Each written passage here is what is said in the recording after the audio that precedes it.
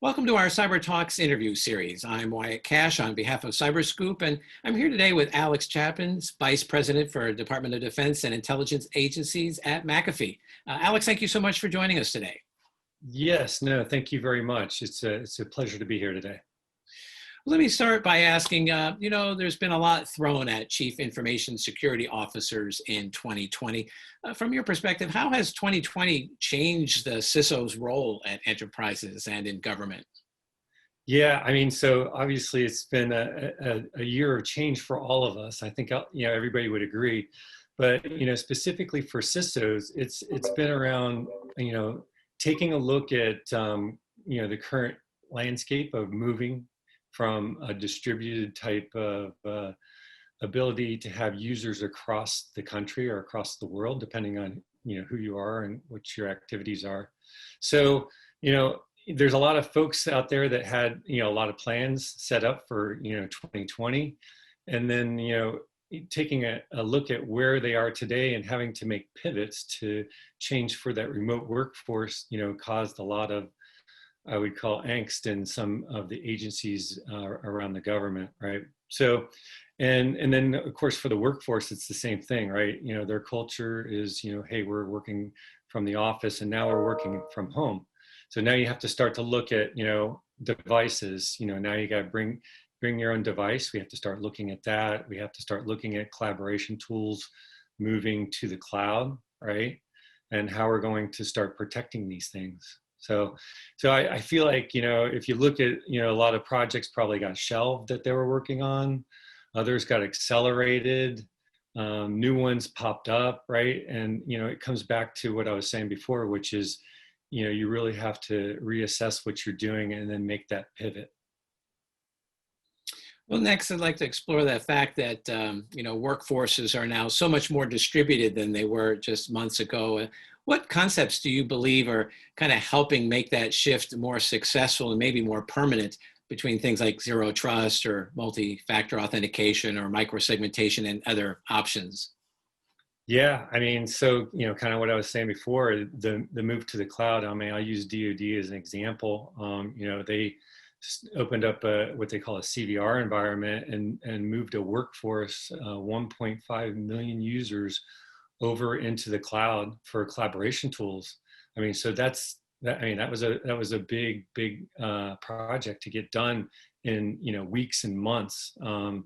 So making that shift fundamentally has caused a shift in the paradigm for security too, right? So we have to look at zero trust. You're right. You mentioned that. I mean, that's becoming more and more important because now you have to look at, how is access control more important, or where is my data, right? So now if we're talking about the cloud, my data isn't just in my data center, now it's in the cloud. It's at the end user point, right? And now you have to start changing the mindset to where is my data and how do I protect that data? How do I get visibility into that data? And how can I control or put protections around that data of where it's going to go, so that now I can protect, my organization a little bit better. So yeah, it is a fundamental shift. And then also, the perimeter, the way we used to do it in the past is just, kind of create that perimeter, network perimeter. And now that perimeter is shifted, right? So now it's like up to the cloud. So we have to look at protecting the user, protecting the device, and then protecting the cloud. Well, next, I'd like to ask, IoT and 5G technologies continue to come online in the United States, and that obviously means more tech being brought in-house to handle those improvements. But with those improvements, obviously, comes some supply chain concerns, right? So how should enterprises and agencies collectively handle those concerns while still trying to make sure that we don't fall behind technologically? Yeah, this has been an issue kind of coming up, for the last, 5 to 10 years is what are we doing with these devices, specifically the older SCADA devices. You're right. We also have the IoT things, which those are more of a new problem that we're engaging on, right? But I think we just need to go back and look at it. Let's just look at those devices as a traditional endpoint, right? And let's start looking at like how we're going to, do protections around those devices, just like we would like a laptop or a desktop or a traditional server, right? So if we kind of take that mindset and and group those devices in, I think we can do it, right? It goes back to the basics, right? We got to go back and look at, how do we get visibility into these, right? New endpoints.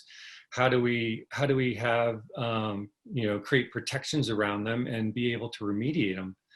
And, maybe it's different, if we're talking about, SCADA devices, you really can't run protections on the physical endpoints, but, there's a different way to do, maybe behavioral mappings and understanding like what they should be talking to. And if they're not talking to the right, connection, then maybe something's afoul at that point, right?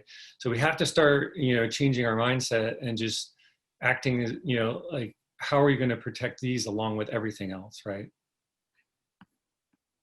Well, and lastly, just wanted to ask, as cyber threats continue to grow in sophistication and organizations, still face a persistent challenge recruiting skilled cybersecurity professionals, how do we close some of those skills gaps, and in particular around the education and training landscape?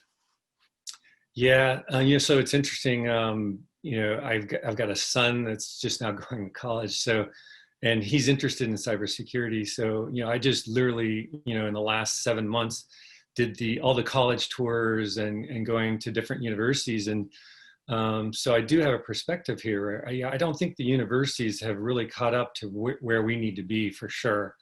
I mean, don't get me wrong, some of the universities have done a good job of it, but I'd say as a broad look, there's definitely not enough programs.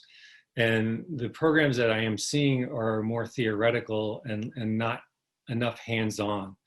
So those two things are going to be important in trying to overcome that problem.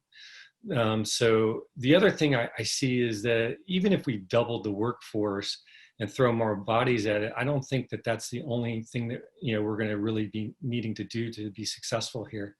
I think we also need to look at like doing AI and ML, right? We have to be able to combine these things in the future to overcome some of these problems, along with obviously doing the right thing on the education and the training front. So more hands-on programs, and that would probably, if the industry and including the government starts, doing joint programs with the universities, I think that would help and go a long way. Well, Alex Chapin, thank you so much for sharing some of your insights with us here at CyberTalks. Appreciate your joining us. Yes, no, thank you very much. Have a great day.